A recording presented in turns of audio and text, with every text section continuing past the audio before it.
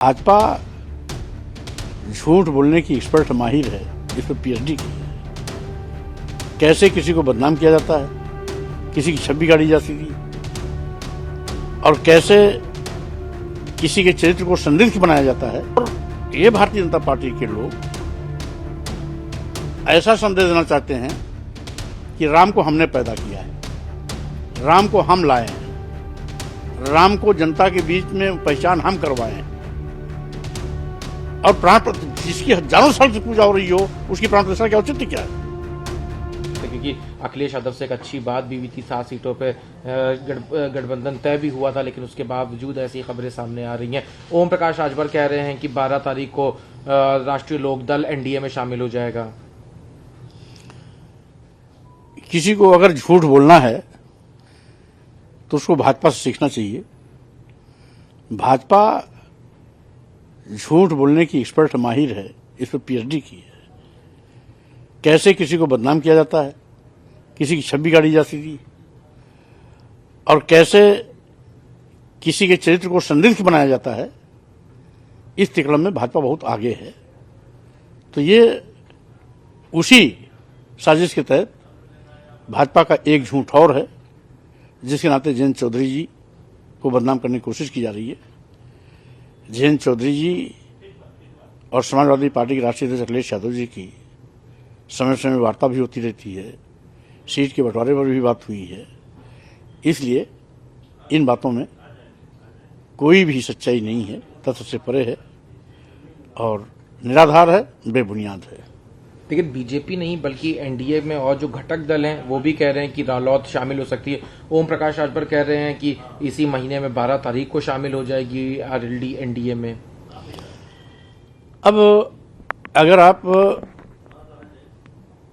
राजभर जी के बात का संज्ञान लेते हैं तो हम समझते हैं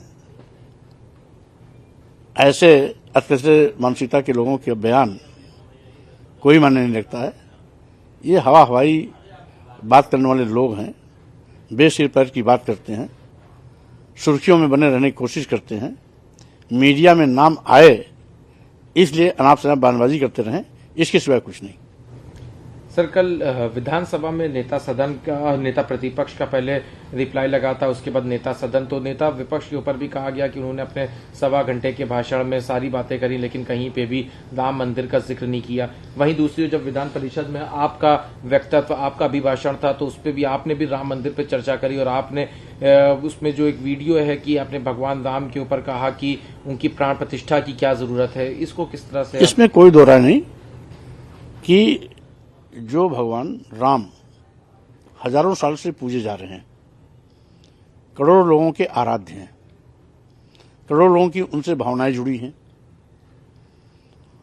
तो भगवान राम के विषय में कहा जाता है उस सबको जीवनदाता हैं, सबका ध्यान रखते हैं। और ये भारतीय जनता पार्टी के लोग ऐसा संदेश देना चाहते हैं कि राम को हमने पैदा किया है, राम को हम लाए हैं, राम को जनता के बीच में पहचान हम करवाए हैं और प्राण जिसकी हजारों साल से पूजा हो रही हो उसकी प्राण प्रतिष्ठा क्या औचित्य क्या है। और प्राण प्रतिष्ठा करके ये साबित करना चाहते हैं कि भगवान राम निष्प्राण हो चुके हैं, निर्जीव हो चुके हैं, प्राण रहित हैं, इसलिए हम उनमें प्राण डाल करके फिर से जीवन दे रहे हैं, यानी अपने को राम से भी बड़ा साबित करने की कोशिश कर रहे हैं।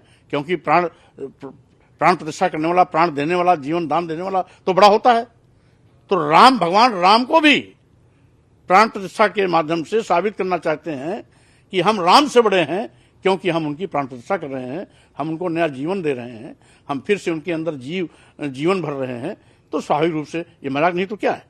अरबों खरबों रुपया खर्च करके सरकार आज देश की जनता की आंख में धूल झोंकने की कोशिश कर रही है। आज नौजवानों को नौकरी देने के लिए सरकार के पास पैसा नहीं, आज किसानों को दूना लाभ दिलाने के लिए सरकार के पास पैसा नहीं, शिक्षा मित्रों का मानदेय बढ़ाने के लिए सरकार के पास पैसा नहीं,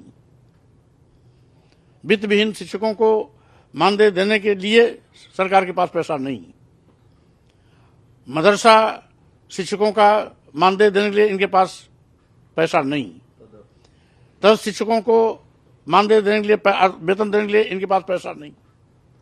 यानी इस तरीके से हजारों करोड़ रुपया पानी की तरह बहा करके क्या साबित करना चाहते हैं?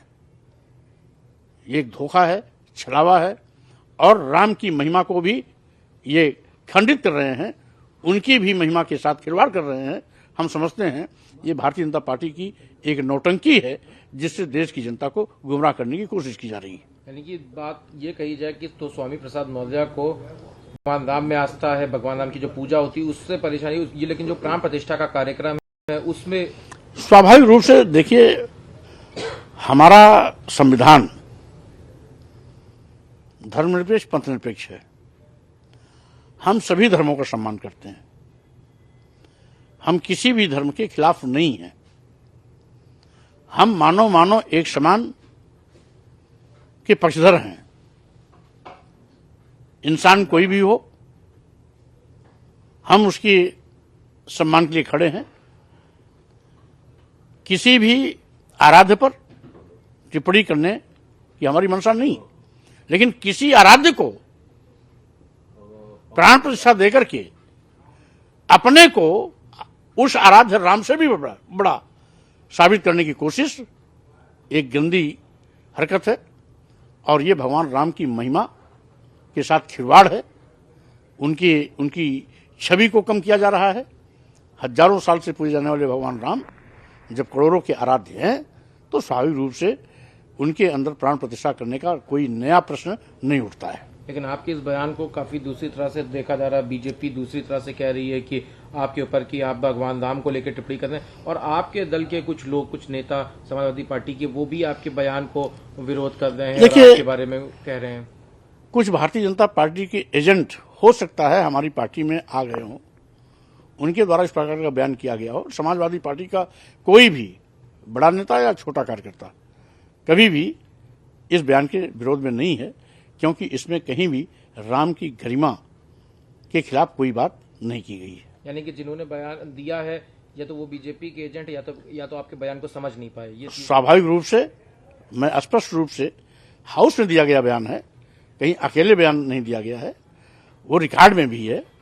मैं तो चुनौती देता हूं, कोई भी एक शब्द राम के सम्मान के विपरीत टिप्पणी के रूप में नहीं है।